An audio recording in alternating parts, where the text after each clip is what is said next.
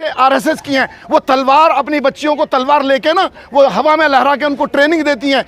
बजरंग दल के लोग राइफल लेके वो अपने बच्चों को ट्रेनिंग देते हैं।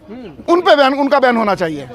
अभी हम दिल्ली के जंतर मंतर पे हैं, जहां पर एसडीपीआई के द्वारा विरोध प्रदर्शन किया जा रहा है कि पिछले दिनों संसद भवन में कुछ शब्दों पर रोक लगाया गया है कि आप ये शब्द नहीं बोला जाएगा। तो उसके खिलाफ यहाँ पर एसडीपीआई के कार्यकर्ता और नेता विरोध प्रदर्शन कर रहे हैं। तो इनसे खुद हम बात करेंगे कि आपकी मुद्दा क्या है और किस मुद्दे को लेकर दिल्ली के जंतर मंतर पे आप पहुंचे हुए हैं। आइए इनसे हम बात करते हैं।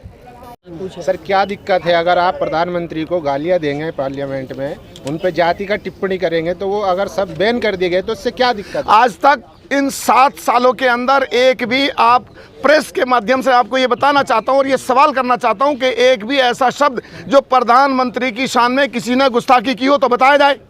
जुमला जी, ये सारे शब्द हमारे जो इस वक्त पार्लियामेंट्री लोग हैं उन्होंने दिए हुए हैं, वो प्रधानमंत्री जी ने भी दिए हैं, वो अमित शाह जी ने दिए हैं और कई सारे लोग जो लीडर हैं उन्होंने दिए। किसी भी बाहर के आदमी ने कोई ऐसा शब्द नहीं दिया जो प्रधानमंत्री या किसी पार्लियामेंट्री लीडर के शान में कोई गुस्ताखी की हो, ऐसा कोई नहीं है।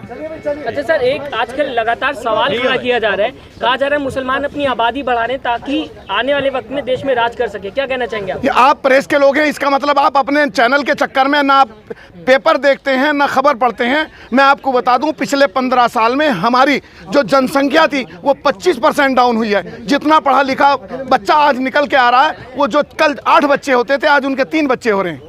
भाजपा के लोग कह रहे हैं एसडीपीआई को बैन करना चाहिए। भाजपा के लोग कह रहे हैं, देखिए, बैन उसको करना चाहिए जिसके आतंकवादी गतिविधियों जैसे आरएसएस की हैं, वो तलवार अपनी बच्चियों को तलवार लेके ना वो हवा में लहरा के उनको ट्रेनिंग देती हैं। बजरंग दल के लोग राइफल लेके वो अपने बच्चों को ट्रेनिंग देते हैं। उन पे बैन, उनका बैन होना चाहिए। आप आज जिस वजह से जंतर मंतर पर आए हैं, क्या वजह है? लगातार जो है शब्दों को लेकर संसद में जो है कहा जा रहा है कि इन शब्दों पर रोक, 60 शब्दों पर रोक लगा दी गई, क्या कहना चाहेंगे? नहीं, सिर्फ शब्दों पे रोक नहीं लगाई गई, इसके अलावा भी रोक लगाई गई है कि जो लोग संसद के अंदर धरना प्रदर्शन या इस तरह की बातें करते थे वो भी अलाउड नहीं होगा। और उस पर अभी मैंने, शायद आपने वक्तव्य में सुना होगा, मैंने एक बात कही थी कि एक तरफ तो कहते हैं कि कोई भी धार्मिक कार्यक्रम वहाँ नहीं हो सकता, लेकिन अभी अशोक लाड जो है, अभी संसद पे जो 3 शेरों का वो होता है, उसका उद्घाटन भारत के प्रधानमंत्री जी ने किया और उन्होंने हिंदू धर्म की रीति रिवाजों का इस्तेमाल किया। तो ये दोहरी चाल है, ये दोहरी चाल नहीं होनी चाहिए। जो भारत का संविधान कहता है, भारत धर्मनिरपेक्ष या पंथ निरपेक्ष जो भी है, उसके अनुसार उसके सिद्धांतों पे रहते हुए और भारत के लोकतंत्र को मजबूती देने वाला काम होना चाहिए। सर, अशोक स्तंभ की बात कही है आपने, तो अशोक स्तंभ का संसद के शब्दों पर रोक लगाने से क्या लेना देना है?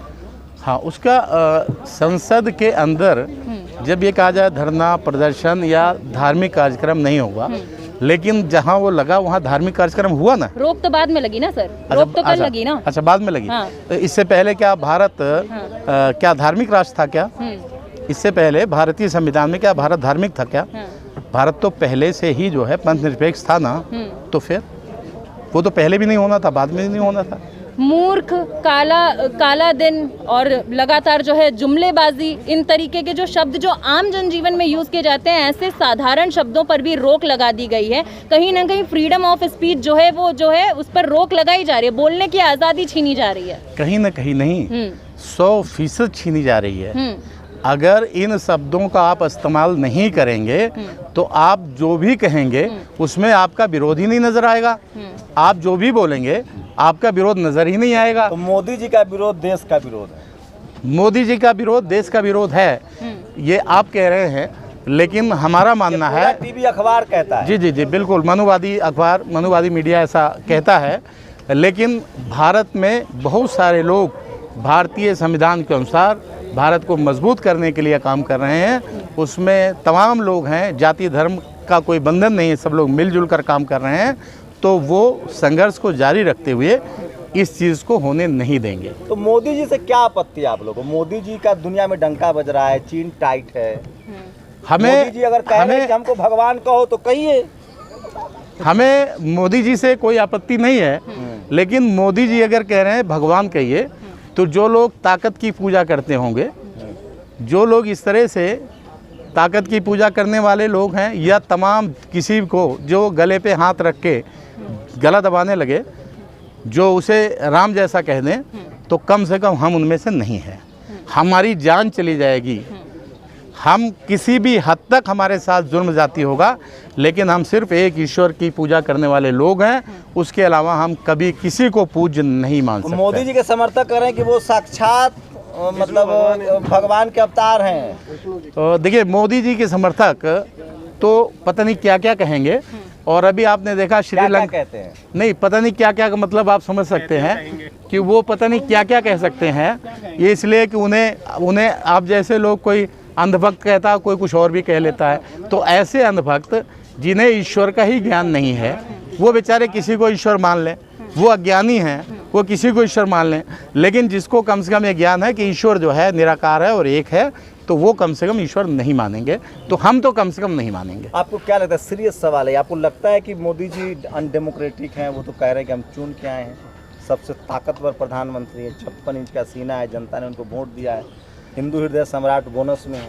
देखिए, 56 इंच के सीने पर मैं आपसे सिर्फ इतना ही कहना चाहूँगा कि शायद मैंने अपनी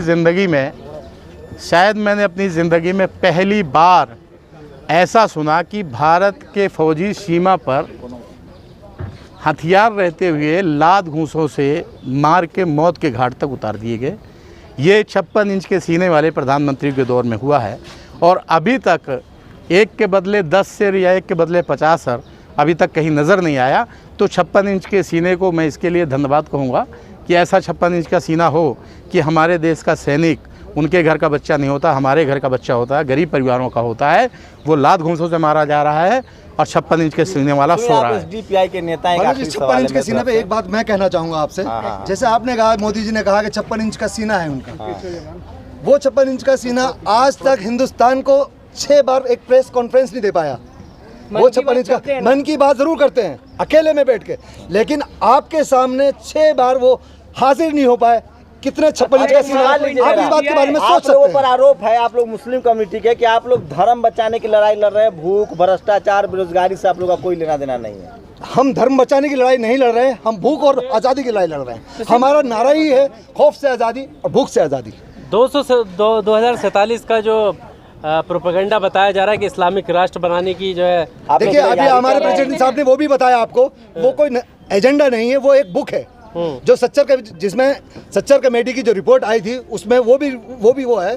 तो वो एक मुसलमानों को 2047 वहाँ पर किस स्टेज पे होना चाहिए, वो उसका रिकॉर्ड है। जो 100 साल आज़ादी से अब तक मुसलमान कहाँ पहुँचा, वो उसका रिकॉर्ड है, ना कि इस्लामिक राष्ट्र का। ये सिर्फ एक प्रोपेगेंडा है जो गोदी मीडिया पूरी तरह से चला रही है। अब मैं आपको उदयपुर का केस बताता हूँ। उदयपुर में एसडीपीआई का नाम आया कि जो मस्जिद बना रहे हैं, लखनऊ में सबसे बड़ा मस्जिद बना दिए जी, योगी जी का आदेश था। वो योगी जी का स्पेशली कहा, योगी जी ने उसमें जो यूसुफ साहब हैं, उन्होंने स्पेशली उनसे कहा आप कीजिए, बनाइए, मैं आपके साथ हूँ।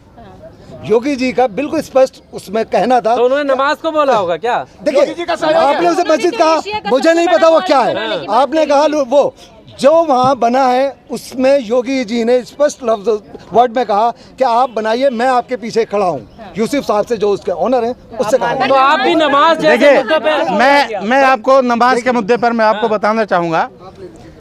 देखिए, असल में मैंने भी क्या कहा कि अंधभक्त हमारे अज्ञानी है बेचारे। जब ईश्वर सब जगह विद्यमान है, तो हम तो नमाज यहाँ भी पढ़ सकते हैं और वहाँ भी पढ़ सकते हैं, कहीं भी पढ़ सकते हैं।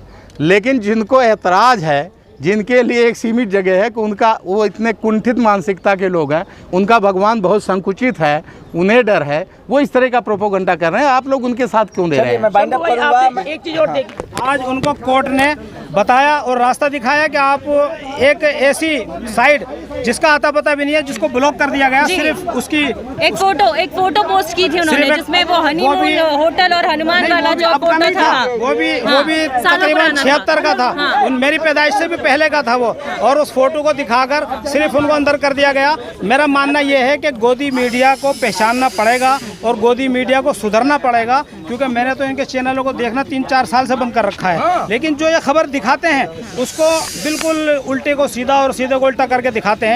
आप ये सोचिए कि आज जो दिखाना चाहिए था वो दिखाना चाहिएगा जो बाढ़ से पीड़ित हुए और जिनके घर डूब गए, जिनको रहने की जगह नहीं है, खाने पीने की जगह नहीं है, आज उनको न दिखाकर दिखा क्या रहे हैं कि निरुप मोदी और सुष्मिता सेन के फोटो पूरे दिन चलाए जा रहे हैं।